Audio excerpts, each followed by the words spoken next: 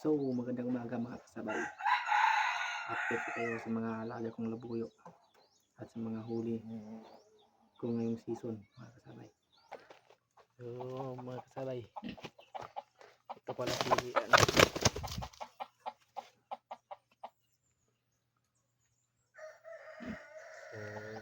sa alaga kong kasabay, ito si Goldie. Medyo mailap na kasi hindi ko na nakakawakan. Stiso.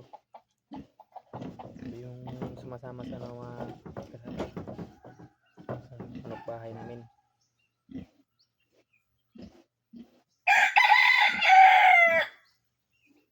Ginawa ko tong sinubukan ko tong ipangate kaso hindi sinasalpukan ng mga alpas. Sumama ito sa manok bahay namin sa pag nahuli ko to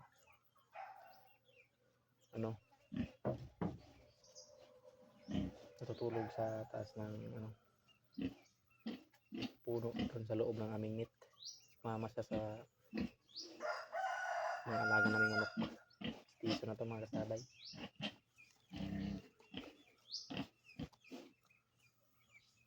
Medyo umilap na kasi hindi ko na nahawak-hawakan kasi busy.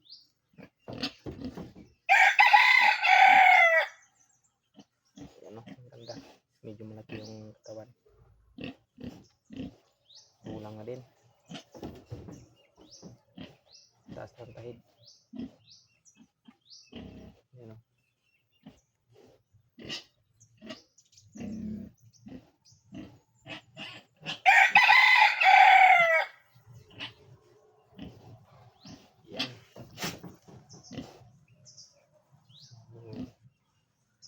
Punta naman tayo sa isang pangalaga na kasabay. Yan, ito si Goldie.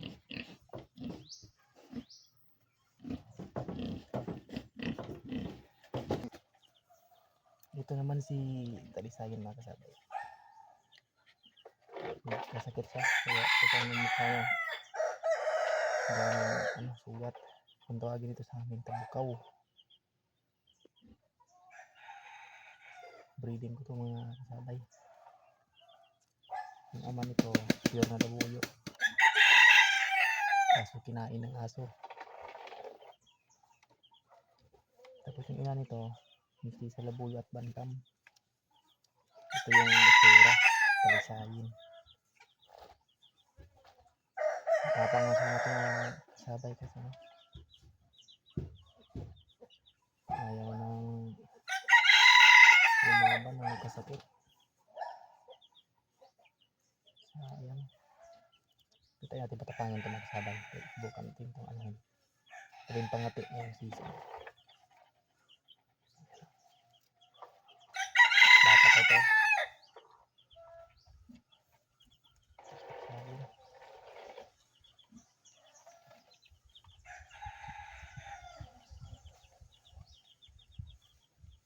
Yan, kasabay.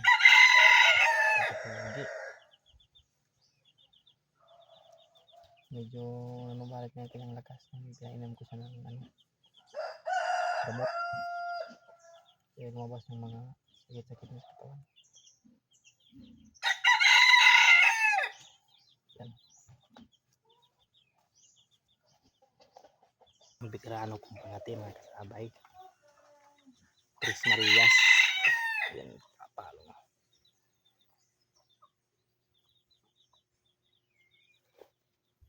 Ito si Alimbuyugin. Ito yung pinakaunang huli ko mga kasabay. Ang nakahuli nito yung sa papa ko na labuyo, namatay.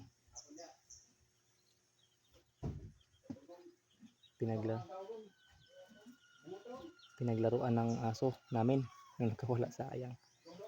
Ito yung pinakauna kong huli. Marami nang huli ito mga kasabay. Nasa mga tatlo na ang huli nito. Yung dalawa namatay, tapos yung isa kulay puti. Pakita ko sa inyo mamaya yung kulay puti mga kasabay. Nasira. Parang hindi na talaga magtatagal yung puti. Sayang naman.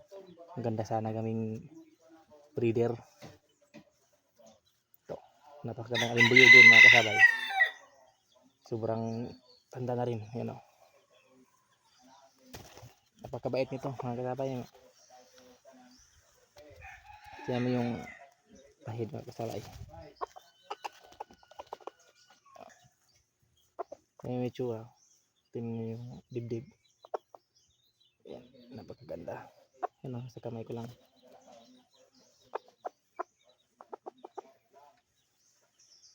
Yan. Pure na pure talaga ito mga kasabay. Napakaliit. Kita nyo naman yan. Napakapugi. Partner na partner ko talaga ito mga kasabay. So nandito na tayo sa loob ng aming net mga kasabay. Dito ba? So pagkita ko sa inyo, i-update kayo sa mga bago kong huli na mga labuyo. Babae na huli ko mga kasabay. Oh. Ayan oh. Pure na pure, napagandang kulay. Tawag sa amin dito ng balahibo na to ay kanawayon. Iba yung talisayan nito. Sobrang ganda. Gawin natin itong pangati. Medyo mabait na yan mga kasabay. Bagong huli yan, November lang. November 4 ata. Yan, napakagandang labuyo. Ayan o.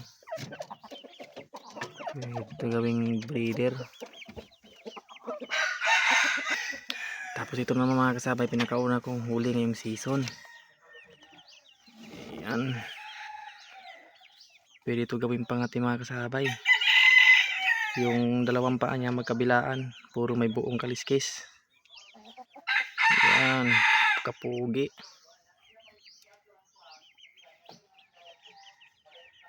Wala pa itong pangalan mga kasabay. Gawan natin ng pangalan to. Yan. Medyo mabait na din yan. Minsan lang ako makabideo kasi nga napaka-busy. Yan o. Ayan siya mga kasabay. Napakapugi talaga. Ito yung labuyo na sobrang ganda gawing pangati. Napakaganda ng kaliskis ha. Magkabilaan, may buo. Puging-pugi oh. Medyo mabait rin yan mga kasabay. Huli ko ito ng October. Ito ang pinakaunang huli kong labuyo. Yung season. Yan. Ito mga kasabay. Dito na tayo sa mga labuyong nahuli ko noong nakaraang season. Nahuli ko ito noong January 2025. Yung ano, magkapatid to mga kasabay. May mga pangalan na ito. Ito si Sunny. Yan. Napakagandang labuyo niyan mga kasabay. Bait na yan. Pwede yan gawing pangati.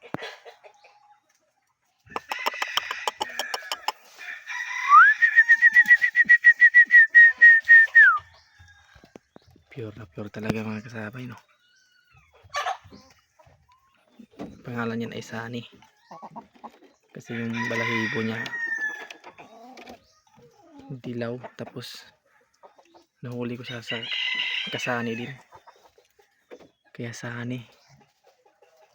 Ayan, napakapugi oh.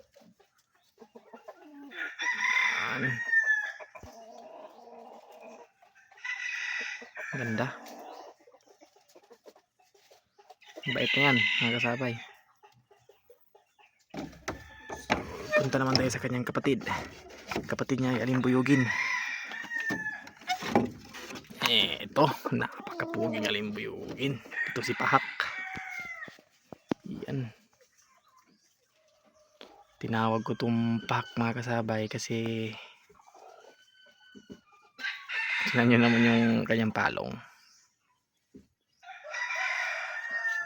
literal na Pahak. Sobrang bait na nito mga kasabay. Ayan o. Sobrang ganda ng alimbuyugin to. Mas maganda pa sa pinakauna kong huling alimbuyugin. Napakaliit.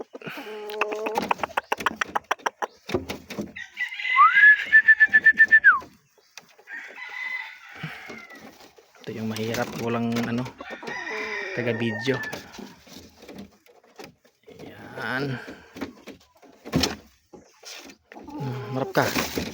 Ayan, harap. Ayan. Ayan no. Bas natin mga kasabay. Ayan o. Pagkapuging alimbuyugin o. Pure na pure, napakaliit mga kasabay. Kaya tinawag ko itong pahak. Kaya tinan nyo yung palong niya. Ayan, kusa bumabalik sa kulungan. Tapang na yan. Ayan si pahak. Yan, napakapugi yun. Ito naman mga kasabay, bagong huli ko din. November 2. Nahuli ko to sa aking sabay. Yan, napakaliit. Napakagandang labuyo nito mga kasabay. Yan, napakapugi. Ang hala naman ito ay si Pilong. Kasi yung palong niya higa. Pilong sa amin dito, tuwagin. Yan, kagandang kulay mga kasabay. Yan, mabait na to, sipag ng nilaok. Haba ng kanyang lawi. Pwede na ito gawing pangati sa January siguro kung or February. Yan yung kulay mga kasabay, ang tingkad. Bata pa. Bata. Yan. Ito si Pilong. Napakapugi oh. Puging-pugi. Yan. Napakaliit ito mga kasabay. Pure na pure talaga. Purong labuyo talaga to. Lahat ng nasa kulungan ko mga kasabay na pinapakita ko sa inyo ay purong mga labuyo. Maliban sa isa, may isa akong mistiso. Yung sirito. Yung puti yung tinga. Yan. Napakapugi labuyo. Ito talaga yung pinaka-paborito kong huli ngayong season. Oh, yan. Narinig nyo yun? Yung pinitilaok na yung mga kasabay, yun yung mistiso kong labuyo, sirito. Yan o, napakapugi o. Yan mga kasabay, malapitan o. Yan. Puging-pugi. Yan. Liit ng mukha. Pure na labuyo talaga to.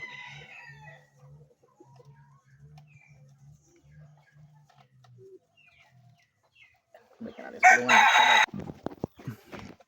Ayan sa mga kasabay o. Yan. Napakaganda. Tingkad ng kulay. Ito yung sinasabi kong mistiso mga kasabay. Medyo malaki na. Yan.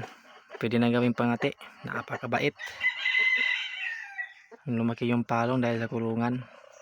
Nahuli ko ito mga kasabay nakaraang taon, December. Wala pang tahid ngayon. Ang haba na ng tahid oh. Kita nyo naman yan. Medyo malaki yung katawan niya mga kasabay. Pero hindi na naman gaanong kalaki ang katawan. Katamtaman lang. Sakto lang sa kanya. Yan. Yan pala si Rito. Yan.